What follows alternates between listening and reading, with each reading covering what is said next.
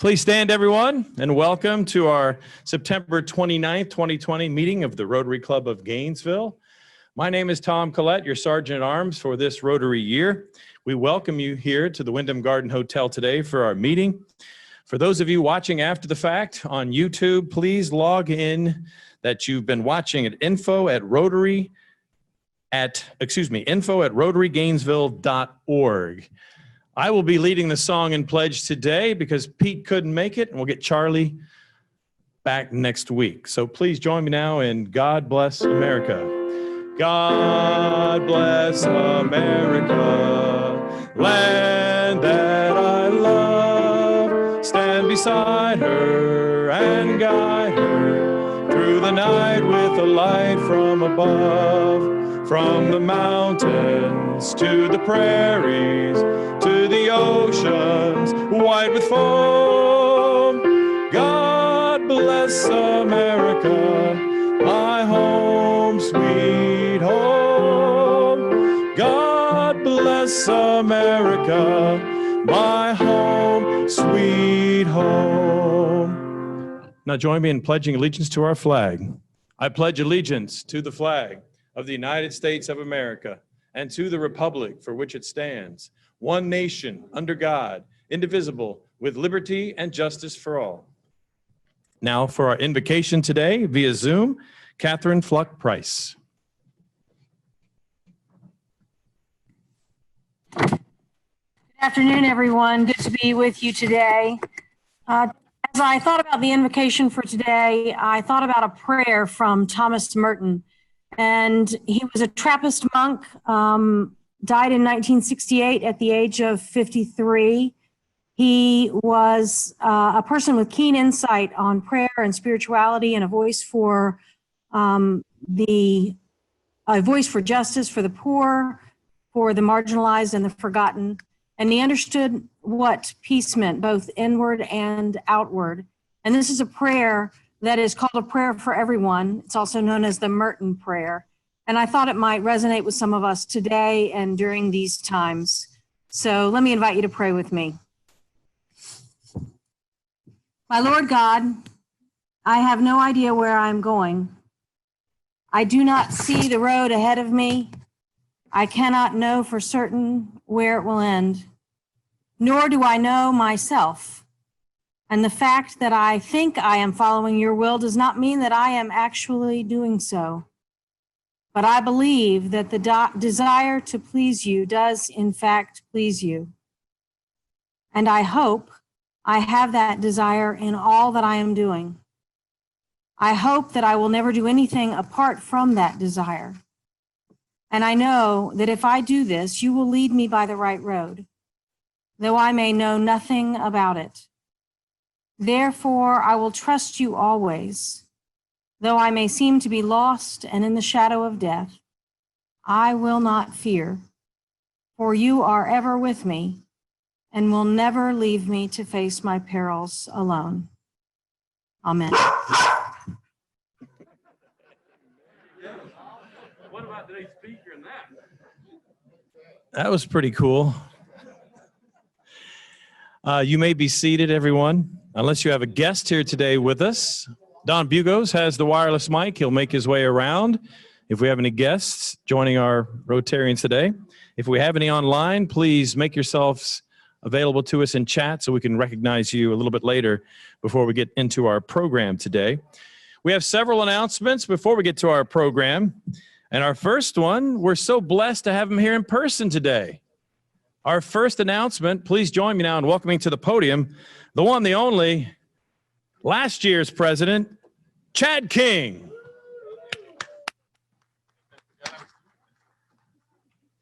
I forgot I was doing an announcement today. I would have been more prompt. Service Above Self nomination, Service Above Self. I've gone through that, so I'll be brief today. Nominations are due by November 1st, which is a Sunday. So if you have someone or an organization, they don't have to be a Rotarian. If you would like to nominate someone for Service Above Self, please let me know. Thank you. Thank you. Thank you, Chad, very much. Next, we have an announcement via Zoom. It is Scott Winsler. Scott, you're up. Hi, good afternoon, everybody. On behalf of the Ethics and Business Award Committee of the club, I want to encourage each and every member of this club to consider who you would like to nominate to receive the 2021 Ethics and Business Award. We are all leaders in the Gainesville, Alachua County area. Our combined professional network is vast. The community has come to respect our club's annual choice for this prestigious award because we choose the recipients represent the high ethical standards that this club itself represents. So please give consideration of people that you would like to nominate and make a nomination. Like the Service Above Self Award, the Ethics in Business Award is our nominations close at the end of October. So please feel free to download a nomination form from DACDB, or you can email me and I can send you a form. Thank you.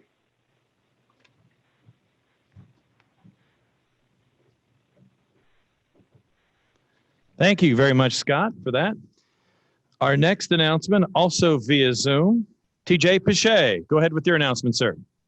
Hi, everybody. We have a number of things coming up in the next few weeks. First, on October 7th, we're going to be at Catholic Charities helping pack bags for their weekend hunger backpack program. That'll start at 9:30 and last until about 11. If anybody wants to volunteer for that, we still do need some help.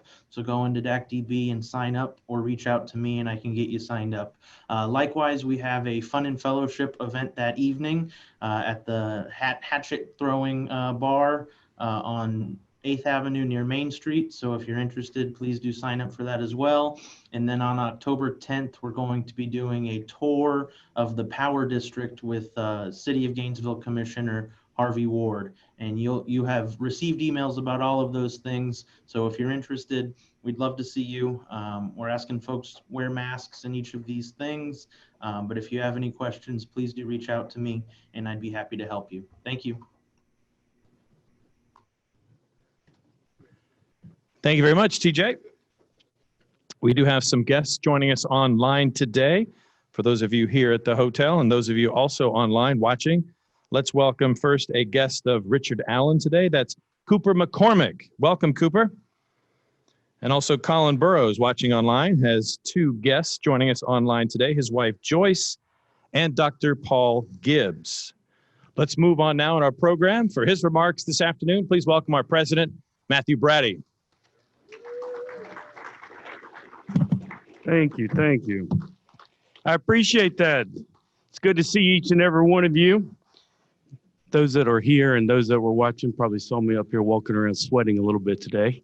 So technology, what a beautiful thing and a challenge. And I appreciate Don and Wes and Tom and everyone and Joe calling in and just finding the problem and making it happen. That's what we do as Rotarians. So it's glad that we're keeping the meeting rolling with not much delay. I was trying to catch up and all of that, and I saw some chat. I know that Buddy Irby was with Lewis, is with Lewis today. Can someone confirm if Tom, do you see that they're online? Well, if they're online or not, just keep Lewis in your thoughts and prayers, okay? He's got many challenges, and great friend Buddy Irby's been there with him, and they were going to try to Zoom in. I was not able to check that. I scrolled through fast and did not see. But just remember to continue to think and pray about our friend Lewis. He is. And I look forward to sitting down and seeing your smiling face, my friend. So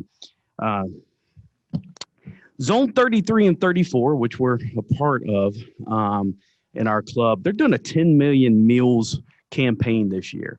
And so that really does not call anything more from us because we're already doing an awesome job. As TJ had talked about with some food programs, we've already worked a couple of days at the food bank. So we are already doing an amazing job to contribute to that effort. And I just want to thank each and every one of you that have already been a part of that. And for those that look forward to joining in later, because we'll continue to do more in that area in the year ahead. So I appreciate that. Thank you, TJ. Axe throw 'em. We're at about 6 to 8. I'd love to have a few more. I mean, understand that you get to throw an axe over and over at a wall and try to stick it in the wall. So if 2020 has not been full of frustration, just, think about it. Grip the handle and sling the crap out of it and hit the wall, okay? So if you're not excited about that, then, we'll find something else, but it sounds pretty exciting to me. What? Isn't that dangerous with beer and wine involved? So they do monitor that. So they will allow a drink, okay? But the coach will not allow you to sit down there and hammer beers or wine, okay? So they're not going to do that. There is a protocol. Jason, you can still come, okay, buddy?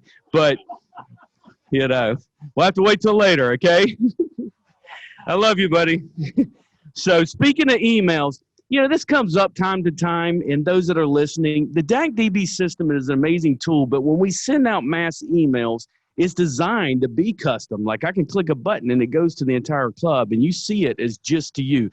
So if I send reminders, I've seen your reservation or anything like that, but when they come out as an email blast, I'm not harassing you or anybody else. It's just that's the 250 members. It's the easiest way to click one button and not try to, go through and select, maybe 230 out of 250. So just remember, when we do that, they are email blast, but you can reach out to us at any time. So with all that said, it's great to see everybody here. I'm going to sit down and not play on my phone, but I'm going to scroll through and see the members that are zoomed in and enjoy seeing our speaker. And with that said, I'm going to hand the mic to Dr. Colin Burrs to introduce today's speaker. Well, thanks. Thanks very much. And it gives me great pleasure to introduce today's speaker. Luke is a fellow veterinary surgeon. He qualified from the University of Bristol in 1999. And not content with just being in general practice in the south of England, he started a number of other things. And the first thing I ever heard of was Worldwide Veterinary Services, a charity that he started, which provides veterinary care globally to animals in need. And that actually overlapped with the World Small Animal Veterinary Association, my own association's goal of better care for animals everywhere. So I was very pleased at that. And then later on, he started the second charity, or linked charity, Mission Rabies, which you'll hear more about today. I first met Luke, I think about 10 years ago at the British Small Animal Veterinary Association Congress in Birmingham in the UK. And there they were introducing the custom-built big Mercedes truck that was to be shipped off to India to provide a mobile veterinary clinic and a classroom as it drove around the country. And since then, it's done a lot, and Luke has done a lot, and started that project in Go. When I first thought about applying for a grant, the obvious thing for me to do was to reach out to Luke, because I knew what he was doing and needed boots on the ground, and it worked out. He told me initially that he needed some help with education, but the foundation didn't like that. Maybe rewrite the grant, as some of you know, to help the animals and help with the vaccination. And that's what we did, or Luke did, and his team in Goa. So Luke, welcome, and thanks for being with us. Thanks very much, Professor Burrows. Absolutely great. And everybody, it's a total honor to be here today. And thank you so much for the opportunity being able to present. I'd obviously much rather be with you all in person, but hey, it's not raining today here in the UK, so, all to play for. And it's thanks to Professor Burrows very kindly for helping Mission Rabies so much. I'll get to that, but you as a club, as an organization, have just been phenomenal. I'm going to outline how your Rotary has really made a fundamental difference to things. And it's also great that Professor Burrows has brought Prof. Gibbs along as well, because I remember meeting Professor Gibbs at a conference in Geneva about 5 years ago, and I had this disaster lacking a tie, and he gave me a tie, which makes me sound like a complete caveman. I wish I was wearing it now, but I've got that tie, and I'll always remember that sort of kindness. So it's great he's here too. Okay, let's crack on with the talk of power.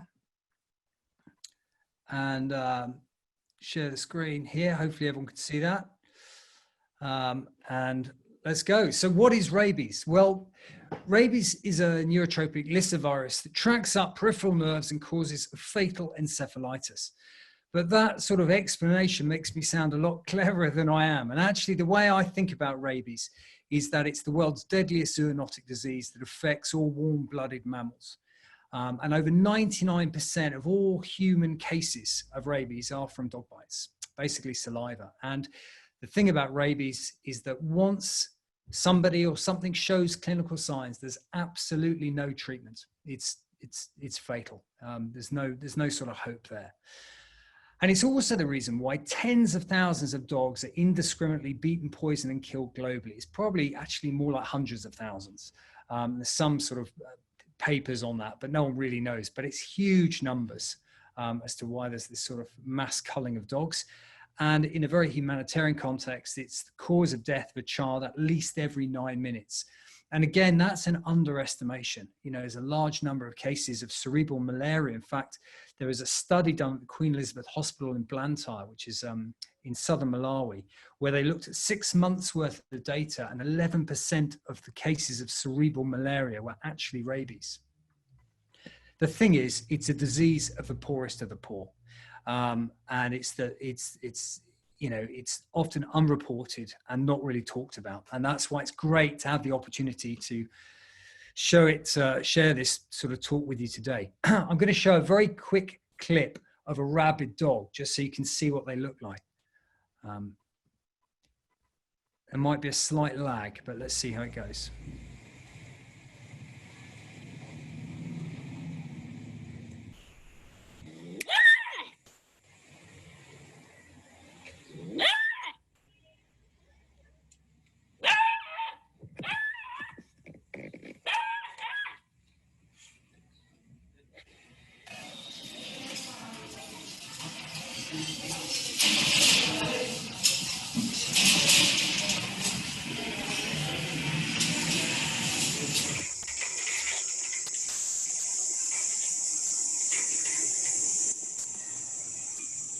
Yeah, okay.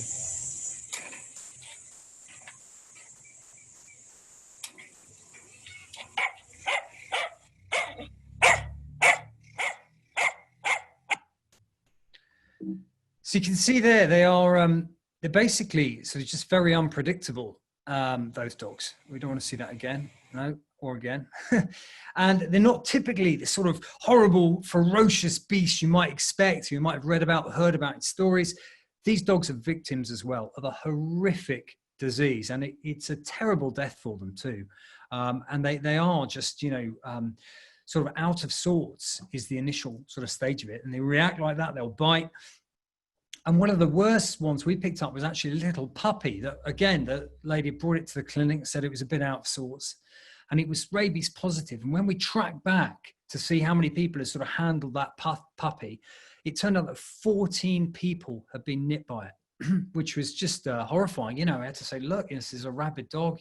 Everyone's got to go and get post-exposure prophylaxis vaccine before, anything bad happens and crack on. But quite a drama. So it's, it is a horrible thing, and it's often sort of misdiagnosed and not particularly picked up on, even in dogs as well. This slide shows the global rabies situation. So everywhere in red is very high risk, and orange is medium risk, and then paler sort of yellow is low risk. And you can sort of see the spread there of where it is. And basically, in many of the red countries, particularly, rabies is simply not notifiable. There's very little investment by governments in control programs, and it's categorized by the World Health Organization as a neglected tropical disease on the global stage.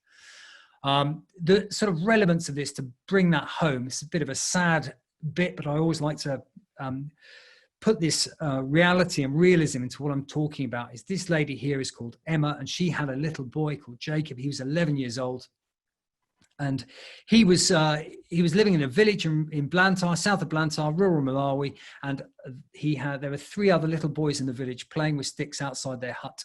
A dog came out the bushes, started bit a couple of the children. He got up, he ran over there. hit the dog, beat the dog off with a stick, and but he got bitten in the process.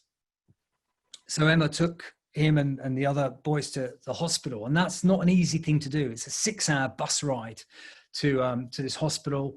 I've been to that particular hospital. It is the Queen Elizabeth Hospital in Blantyre. When I went and visited it a couple of years ago, it had just gone through a period of 3 months without any running water or electricity. This is a hospital that runs out of needles and syringes. It's desperate stuff, and probably looks out after about 1 million people.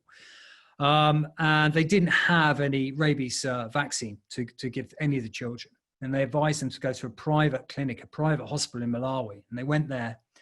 And 2 of the parents could afford the treatment for their sons, but Emma couldn't afford it herself. So they thought they'd go back and see how things go. There was no guarantee the dog was rabid. They knew it was a problem in the area.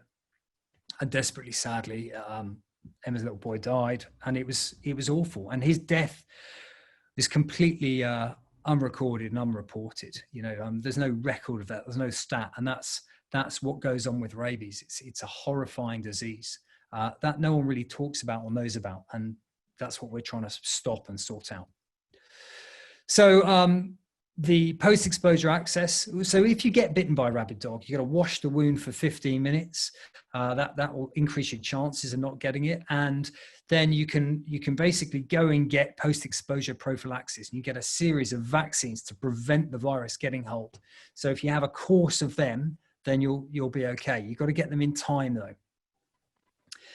And the cost of that is 31 days average wage for the average Asian, 51 days for the average African. That's from a WHO bulletin. And the estimated annual global cost of sort of treating humans with rabies is 7.6 billion, which is just staggering. So why on earth did I get involved in that? You know, I'm a vet, I'm in the New Forest, it's great here. We've got dangerous things like squirrels and stuff, but we've got no rabies whatsoever. And I got sucked into this because I do a lot of work with Worldwide Veterinary Service, a charity that provides veterinary resource to non-profits around the world. I was working, it really struck home to me actually when I was working in India. I've got 4 young kids myself, and a rabid dog had been brought into a clinic. We put it down, but it had bitten 3 other dogs in this little village. And I remember standing on the edge of the sort of shelter looking out, and these little girls were playing in a circle in the sand outside. And I thought, you know, these other dogs, no one can catch them. They're going to get rabid. It's more dangerous than a tiger being let loose, you know, in the village. And it just sort of really inspired me to read up on how we could maybe help and contribute to this global fight against eliminating canine transmitted rabies. And of course, you know, I had this fantastic support from Dogs Trust, MSD, Animal Health, CDC, got involved with the app, University of Edinburgh, and of course yourselves very kindly helped in a massive way. And things have grown and grown sort of since 2013 over the last 7 years, and we've powered it on. This is the truck that Professor Burrows was talking about. It's sort of the ultimate boy's toy, a 6x6 Mercedes Zetros. We've got that built in the UK. It sounds totally nuts, this, but it sort of the end extends out in this operating theatre and this mobile pod, and we got loads of sponsors involved in that, and then we shipped it to India, which ironically is the world's largest exporter of trucks. But anyway, we shipped the truck into India, and then we drove it around India, sort of showing how we could vaccinate large numbers of dogs in a short period, but gain awareness, launch the charity, get it going, and it worked. That is the amazing thing. It worked. There's a cooler picture of the truck sort of powering along, and the truck's still there now, 7 years on, working hard, doing great stuff. We have it as a mobile clinic, does vaccination, does education, does outreach, but it's definitely delivered bang for buck. It's really been an amazing thing. These are our current project sites. So 2020, you can see now we're working in all these different countries around the world running the projects. And in the last 5 years, we've vaccinated 1.3 million dogs and 3 million people who we've rabies educated. So let's now get down to the nuts and bolts of how we beat rabies. Now, we know that thanks to Pasteur, there is a vaccine that can eliminate rabies.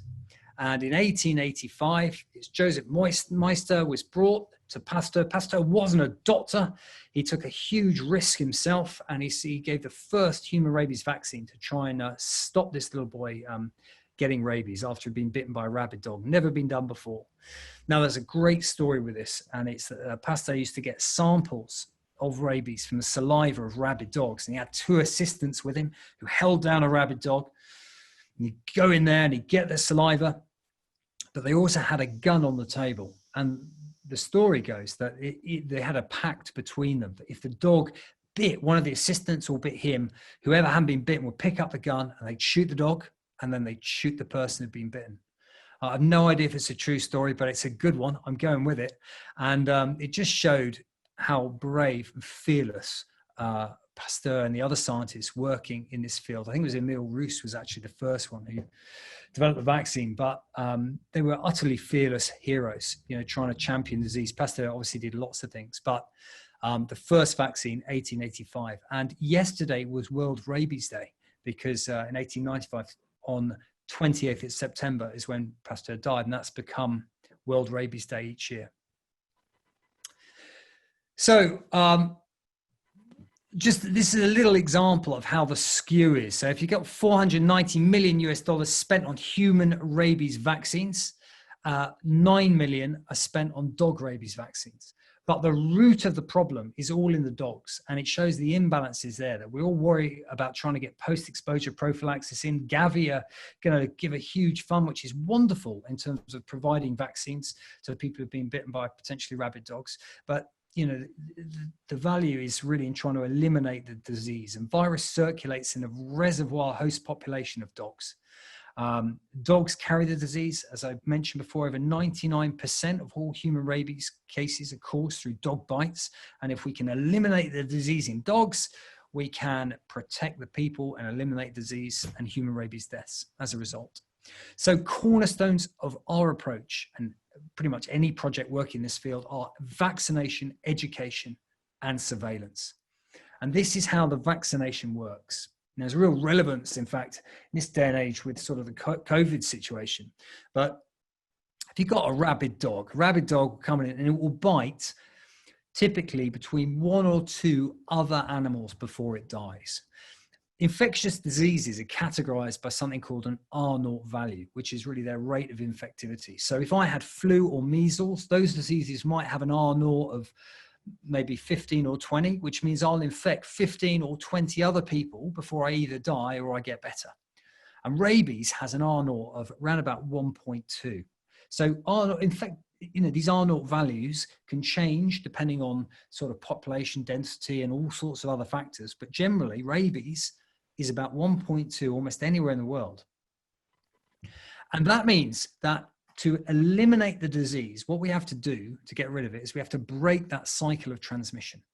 So if we vaccinate a proportion of dogs, what we're trying to do is we're trying to vaccinate enough dogs so that the probability of a rabid dog coming into an area and biting a dog that's already vaccinated is more likely than not. And that will break the transmission cycle. So you can see there, the rabid dogs come in, it's bitten 1 other dog that wasn't vaccinated, but then that bit 2 dogs that were. And that's broken to stop that transmission cycle. And that's going to eliminate the disease. Because once a dog has rabies, they don't live very long. They go a few days. So that's what we're trying to do. We're trying to basically go in there and vaccinate enough dogs to establish a herd immunity. Now, for rabies, because the R0 for infectious diseases is actually really pretty low, being about 1.2, then if you maintained an immune status, a herd immunity of about 40%, you'd crack it. You'd have your herd immunity. But the trouble with dogs is that if we only went in and did 40% of the dogs die quick. There's a massive turnover in a lot of these countries of dogs. New dogs move into an area, they breed loads. So you get a very sort of fluid population. So what you've actually got to do is you've got to go in there and vaccinate, if you're going in once a year, 70% of the dogs. And then over the 12-month period, that herd, the proportion of dogs you vaccinated will decrease naturally over the 12 months. And so you go back in, do another 70%, it will decrease again. But the point is it will always remain above the 40% for the whole 12-month period. Now, you could have a program where you just maintain constant 40%, but in reality, it's quite hard to do, to make sure you're always getting 40% of dogs that haven't been vaccinated before. So the approach we adopt, generally speaking, is trying to get 70% of every area and get that properly done, so that you cover as much of the population as you can. And one of the other key parts of our project, and one of the mistakes we actually made at the beginning, is when we went into areas, we do like 70% of the dogs, but there might be areas within the bigger area where we hadn't got 70%. So the crucial thing is ensuring with any target area that we go into, we get homologous coverage. So we want even coverage. If we don't, we'll end up with this sort of scenario where you have a nidus of infection that can resurge, before you know it. So you've got to make sure you get your area and you cover, and you get 70% across every single little bit of it. So if we do a project and everywhere in green has been vaccinated 70%, but there's some areas of red, you've got to keep going back in until you get it all green, or you're not doing the job properly. The methods of vaccination depend on where you're working and how you're doing it. And this has been the really interesting part of being involved with the projects. So you can sort of have central point vaccination clinics, like a school where you send the announcement, everyone would bring all the dogs at a weekend to the school and you vaccinate them. That's great. You can have door-to-door teams where people go door-to-door, literally knocking on every door. You have capture, vaccinate, release teams. These are guys that go out with nets and get all the really stray dogs. Or you can do oral bait handouts. Those are basically the four main methods of vaccination. And what we do is with any area we work, we adopt a strategic approach. So if you've got someone in Africa, typically, you might have lots of roaming dogs, but those dogs will invariably be owned, which means you can do lots of announcements, people can get those dogs and they'll bring them to static point clinics. And that's fantastic because it's much cheaper and easier to do it that way. There'd be huge queues. You just pray to God no one comes along with a sack full of cats or something. But they come along, and then we can basically get on with vaccinating and get a really good coverage. But if you're working somewhere like India, we have loads of roaming dogs, but a much higher proportion of stray dogs, well, then you need a different approach. You got owned roaming dogs and you got stray roaming dogs. Well, the owned ones, that's fine. We can go door to door. We can do all of that. That's okay. But stray dogs, that's where you need the guys with the nets and the teams powering forward, catching those dogs. It's hard going. And all of that swings full circle with how we cost it. This is all about the economics. So if you've got your capture, vaccinate, release teams, you've got your 4 catchers, you've got your driver, you've got your data collector, you've got your vaccinator. And, that will cost about $127 a day. And it's about $0.5 a dose. And if they do 80 dogs in a day, that's great. It's about $2 a dog. That's fantastic. Get out there, vaccinate a dog, $2 a dog. That's pretty good going. Pretty happy if your local vet charged that for vaccination. But if they're not getting 80 dogs and they're only getting 20, suddenly that cost goes through the roof. So we're up nearly $7 a dog. And, that's big money when you're talking about 100,000 dogs. The smaller teams, if you can do hand catching, they can go door to door. You've got your moped, that's much cheaper to hire than a truck. And you've got a team of 2, that's $34 a day. So that's great. So $34 a day compared with $127 a day, same dose of the vaccine. And you can see what we try and do then is we strategically work out the areas we're working, the dog demographic, and then we'll send the teams in accordingly to where they're needed and how they can work. And that's how we do it, a combination approach. And we adopt that. And the game changer of everything we do is through an app. So this is Andy, he's on the crew. Andy Gibson's awesome. He had developed the app that we use. And this app is how we can manage all the projects to make sure we get that magic number. So we send the teams in, they vaccinate the dogs and they mark them with a dye, like a stick, and they paint that on their heads. And then we know we've vaccinated those dogs, and the project manager, once it's all logged into the app, will mark out where all the dogs we vaccinated are. And then what we'll do is we'll send in a post-vaccination surveillance team. They can spot all the dogs with the marks on. They'll go door to door, street to street. It's all gridded out as to how we do it to make sure they got the 70%, and then we can reassign the team to a new area. It's great if they've got it. If they haven't got 70%, those teams have to go back in. And you can bet your bottom dollar that those dogs know what a yellow t-shirt looks like at that point. And it's hard going, but it's got to be done. So we have some backup blue ones or something to make sure we can get those other dogs. The other great thing about the app is that we can collect a dog demographic when we work. We can find out loads of information about the dogs in the area we're working. And that's the useful thing as to why we run pilots in the countries we try and set the projects up in. Because you go in there, you'll do your pilot. When you do your pilot, you're able to get a really accurate picture of the dog demographic, and that will help you strategize your approach that you need to use to work it out and how you're going to send the teams in, how you're going to structure a bigger campaign, how you're going to scale it up, make it regional or national. And it's just been an absolute game changer. And CDC saw us using this app and this approach.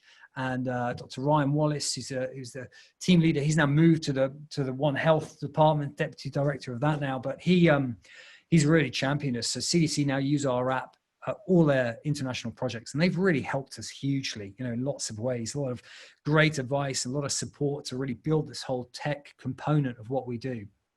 And you can see in Ryan's project here in Haiti, they got a 40% coverage without the app. They trialed it with the app. This is when they were first testing it out to see if it had any use to them. And they got a 70% vaccination coverage, and they were blown away by this. The other thing about the app is it motivates the teams, and that's a huge part. It's the guys on the ground that make these things happen. So just to show you very quickly here, how we've gridded Goa. This is the state that you helped us with so phenomenally, but we gridded that into over 1,000 vaccination zones to make sure we could get that coverage, and the teams could just work through it. And then you can see over a year, we've got permanent teams working there. So as me giving it the big chat, we go in once a year and do 70%. With an area as big as Goa, we have permanent teams, and they go into each area once a year and do the 70%. But obviously there's a lot of areas to do, and you can just see how we work through it week after week. And I think I've jumped a slide there. No, I haven't. Okay, the evolution pathway of all our projects, as I've alluded to, is we go in there, we do our pilot. We figure out exactly what needs to be done, how it looks. We refine the project and get it right. And then we do the mass application and power it on.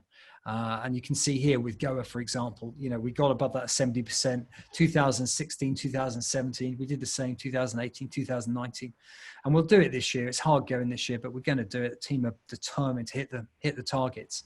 And it's all about constantly kind of learning how we work and making sure we can do it better each and every time we do it.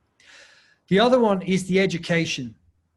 So education is a cornerstone of everything. We need to get to those dogs before they've bitten someone. So if we tie it in with bite registers and someone goes into a hospital and they've been bitten, we'll get the notification about that and we'll go up, and no one can identify the dog. They might in Africa because they're owned, but in somewhere like India, no one's going to be able to identify the dog. They just stray. What we actually need is the community to tell us when they think a dog's behaving a bit funnily or there's a problem, and then we can get out there. And that's all about community awareness, about the education. And that's where you guys really came into the fore, because in fact, you also helped us with mopeds too, but that helped the team do the rescues, do the react, to get out there, pick up suspect dogs, to do the education program, to help drive the vaccination.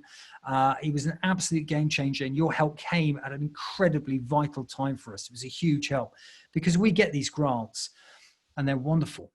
But, often if we get, say, a grant from another sponsor, give us a grant for 3 years for, say, Malawi, that's brilliant. It's brilliant when there's 1,000 kwacha to the pound or the dollar.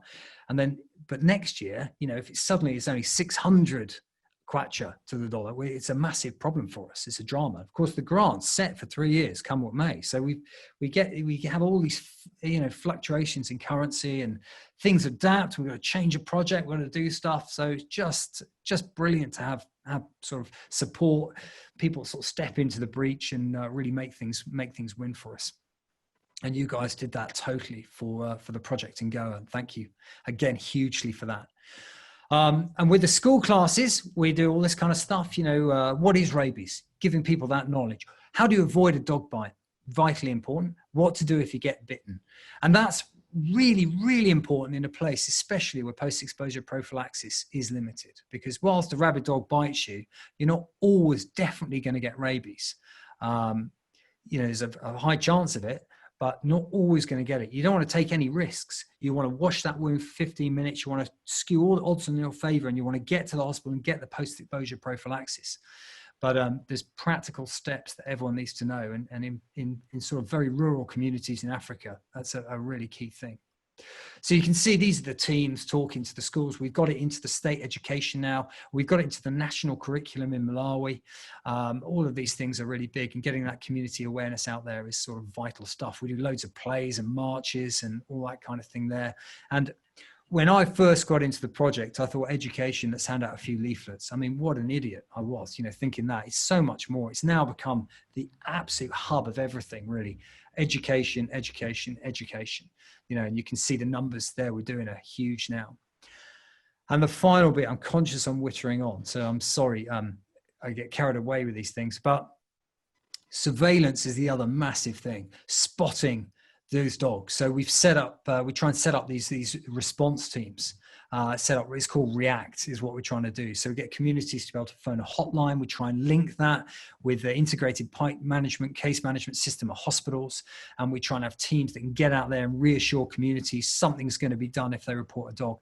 In many places, communities don't report stuff because they know nothing's really going to happen.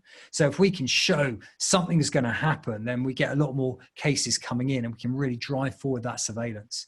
And surveillance as well is going to be very useful because the next step is kind of sequencing the viruses, or different types of rabies, of course, and different strains of the rabies virus. So if we can sequence it, we can then track it to source. We can see if the new strains are coming in over borders into areas we've already vaccinated, stuff like that. And that's really exciting. Sort of going to be another next step of things on the evolution of the project. Evolution is everything. There is always a way to make things better. We did the project in Malawi in May 2017. So pleased with ourselves, 34,000 dogs in 20 days. And then someone just chipped in and said, but surely we can do it in less than that. And, just like, really?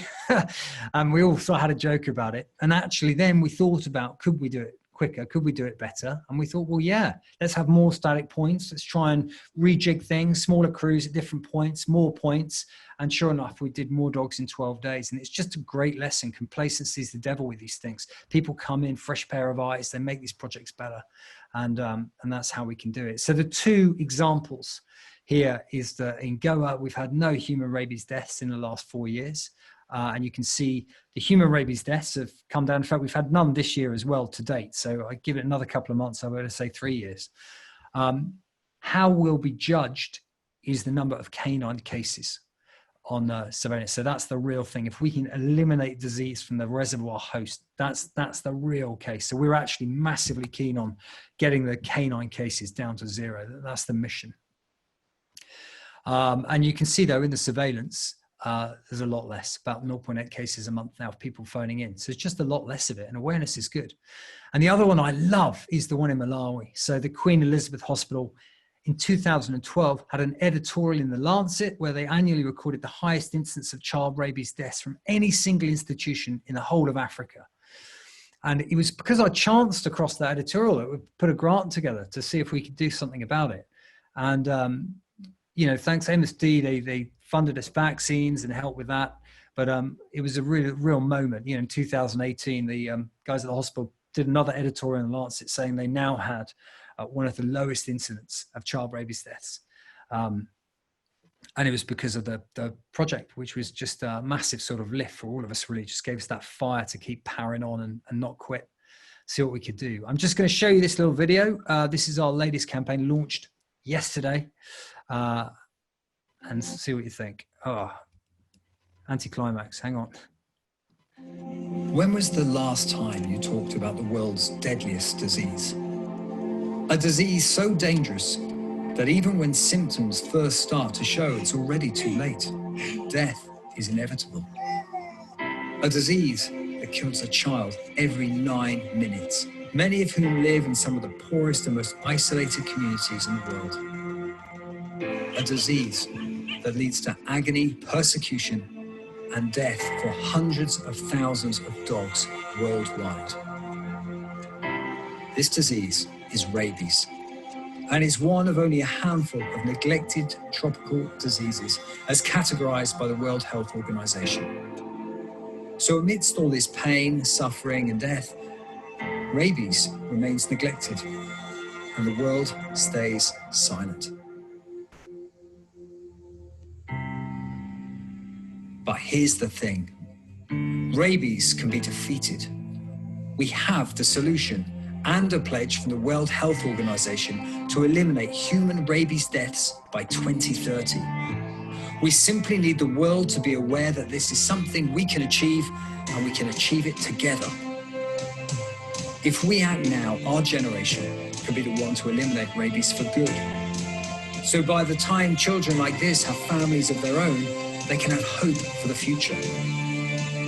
If we act now, the countless thousands of dogs that die from rabies each year or are harmed as a result of fear from this terrible disease can lead safe and happy lives as part of our communities. If we act now, these children and millions more around the world could be the final rabies generation.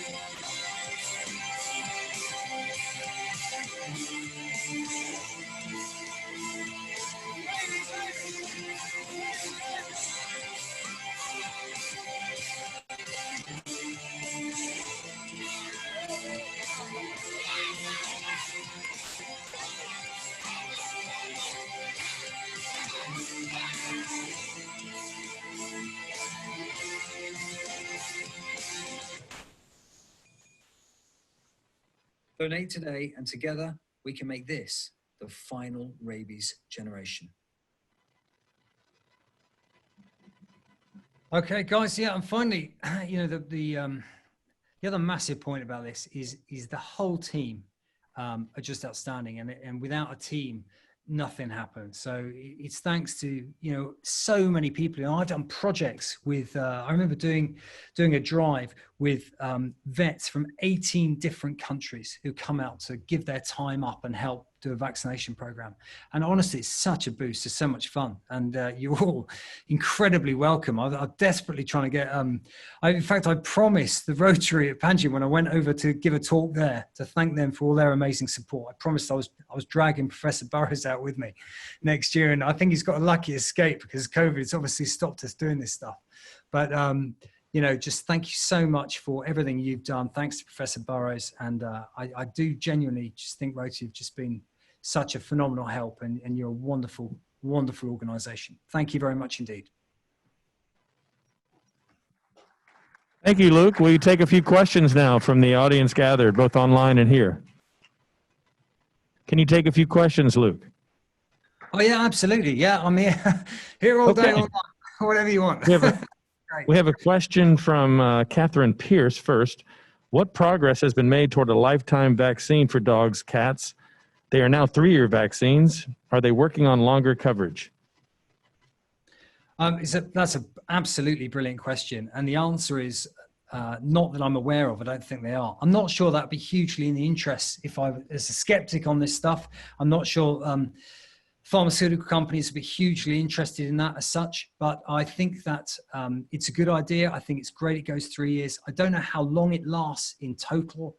We know different dogs have a slightly different immune response to it, and we go in every year to make double sure that immune response and the animals have sufficient titer to protect against the disease.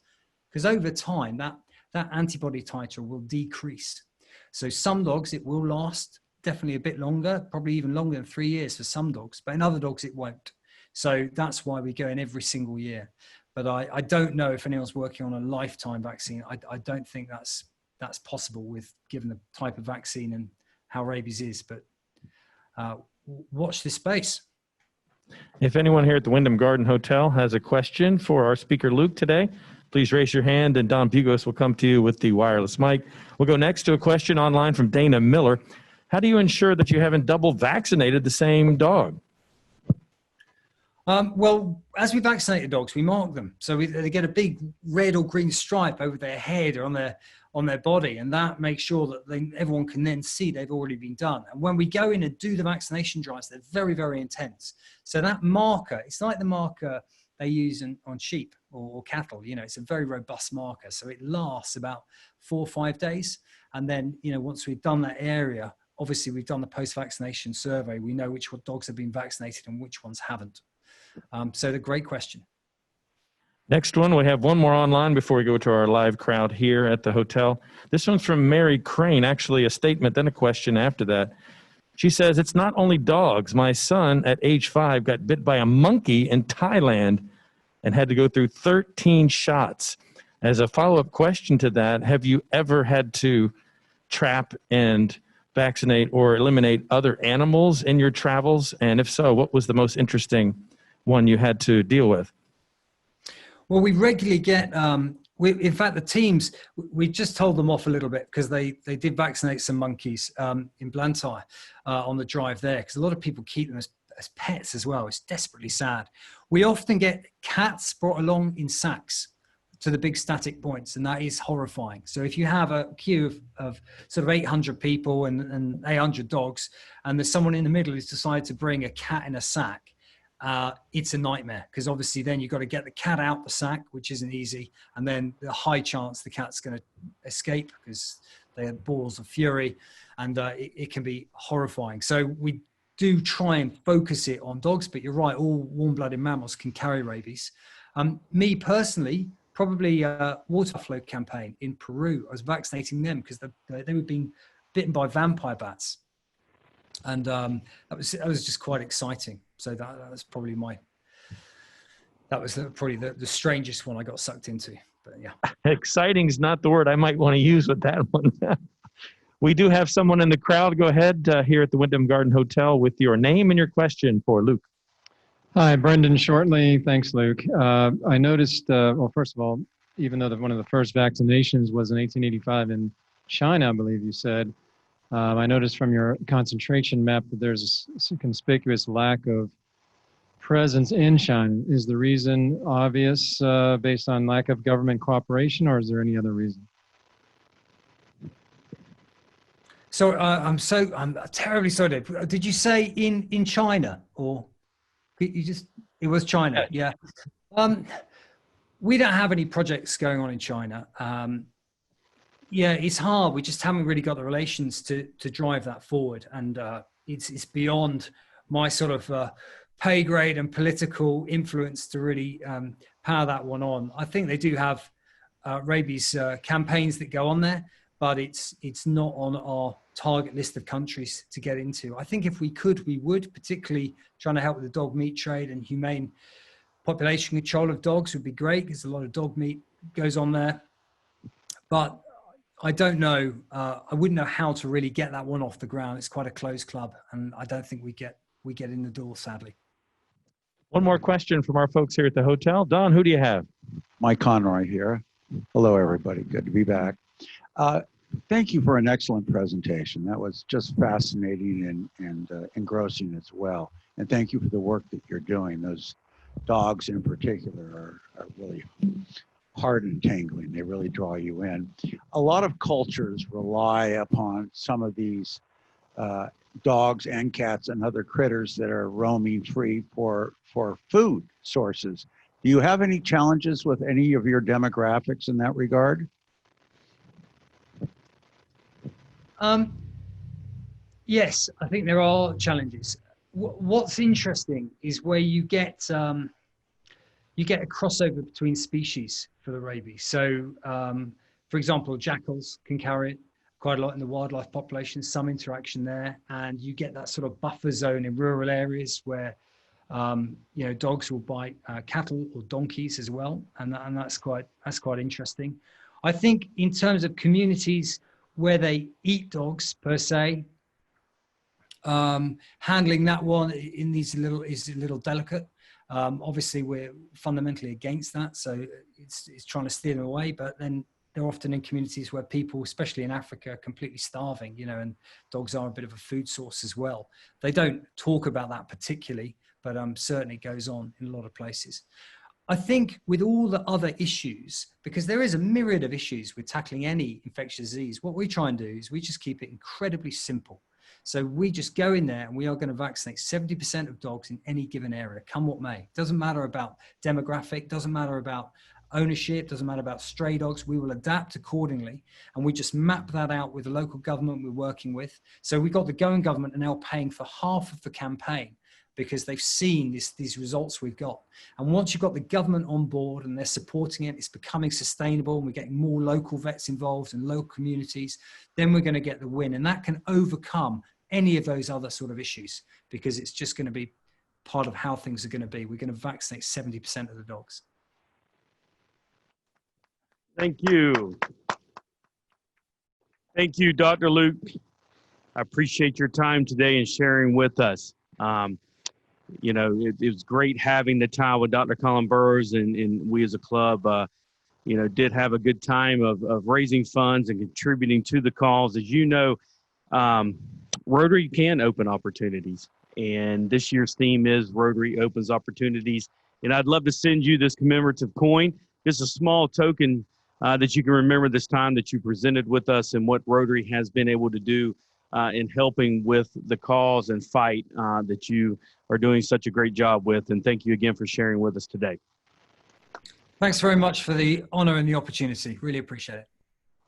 Thank you. All right, we're out of time, fellow Rotarians. Earlier, I was remiss. Thank you, President-elect David Gracie, for jumping in and helping today. I appreciate that. We've had many others through the weeks, and thank you, Gordon, faithfully playing that piano every week. I really appreciate it, sir. And so before we adjourn, quote of the day, Steve Bluestone. Did you ever notice that when you blow in a dog's face, he gets mad at you? But when you take him in a car, he sticks his head out the window. Have a great week, fellow Rotarians.